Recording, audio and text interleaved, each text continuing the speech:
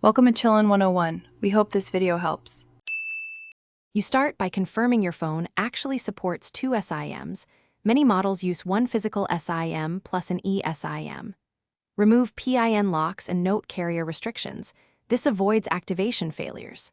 Once done, insert the physical SIM in the primary tray slot, then open Settings and locate the SIM or Cellular menu. You'll see options for adding an eSIM or activating a second physical SIM. Act now so you don't get stuck later.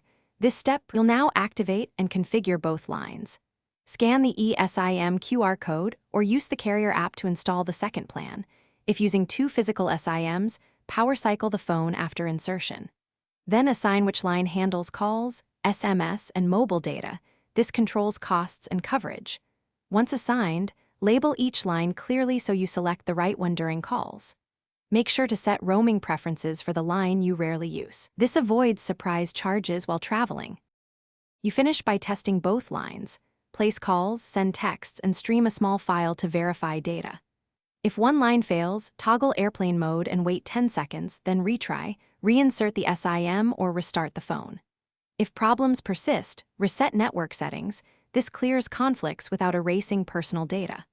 When still unresolved, contact the carrier with your IMEI and eSIM QR details.